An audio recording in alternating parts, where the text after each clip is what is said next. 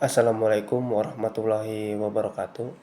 Perkenalkan, nama saya Muhammad Rigan Fatur Rizik dengan nomor induk mahasiswa 22 10 10 50 16 36 dari kelas 06 SMJ 011 ruang 633. Baik, saya akan memenuhi salah satu tugas mata kuliah Behavioral Corporate Finance, yang tugas tersebut yaitu tentang presentasi kelompok.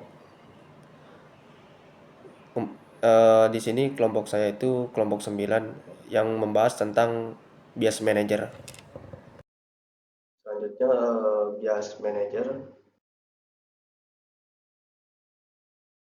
Bias manager adalah kecenderungan berpikir yang tidak objektif dalam pengambilan keputusan yang biasanya dipengaruhi oleh persepsi pribadi, keyakinan, atau pengalaman masa lalu. Bias ini seringkali terjadi tanpa disadari oleh manajer, sehingga keputusan yang diambil menjadi lebih subjektif dan kurang berbasis pada data atau informasi yang rasional. Akibatnya, keputusan yang dibuat dapat menyesatkan arah organisasi dan menghambat pencapaian tujuan.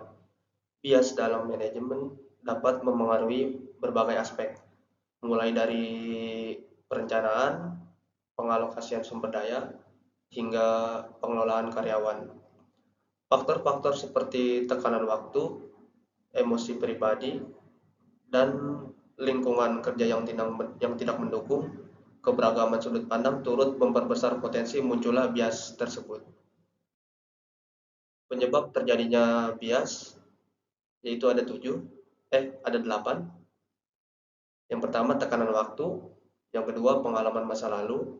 Yang ketiga, budaya organisasi. Yang keempat, keterbatasan informasi. Yang kelima, ego dan ketidakmauan menerima kritik. Yang keenam, kompleksitas dan ketidakpastian lingkungan. Yang ketujuh, keterbatasan kognitif. Dan yang terakhir yaitu tekanan sosial. Jenis-jenis bias dalam manajemen terbagi menjadi 7. Yang pertama, confirmation bias. Yang kedua, overconfidence bias. Yang ketiga, answering bias. Yang keempat, status quo bias. Yang kelima, recency bias. Yang keenam, halo effect. Dan yang ketujuh, growthing. Dampak bias dalam pengambilan keputusan. Bias dalam pengambilan keputusan dapat menyebabkan berbagai dampak negatif bagi organisasi.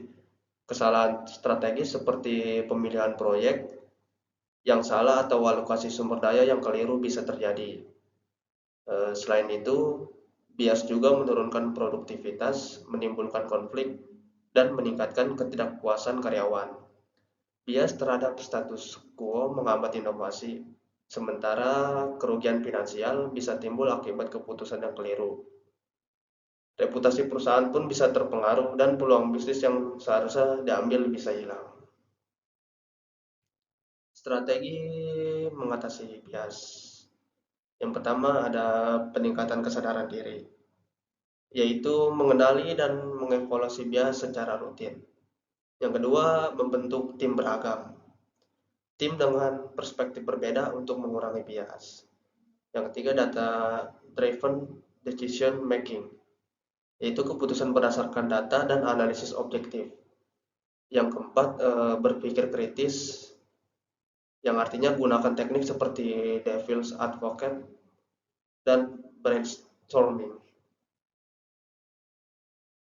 Yang kelima, pengambilan keputusan bertahap, yaitu dengan ikuti langkah-langkah sistematis dalam membuat keputusan. Yang keenam, menerima feedback, terbuka terhadap umpan balik untuk memperbaiki keputusan. Dan yang terakhir, review keputusan, yaitu dengan evaluasi keputusan untuk mendeteksi dan mengurangi bias. Kesimpulannya, bias manager ini dapat mengambil keputusan dan kinerja organisasi secara signifikan. Berbagai jenis bias seperti confirmation bias, overconfidence bias, dan growthing seringkali tidak disadari, tetapi dapat mengarah pada keputusan yang tidak rasional dan tidak optimal.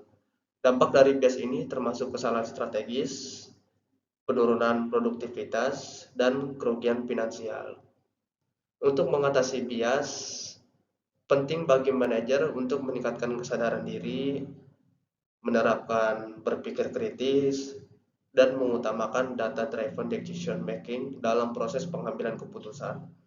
Mengurangi bias dalam manajemen akan membantu organisasi membuat keputusan yang lebih objektif, efektif, dan sesuai dengan tujuan jangka panjang.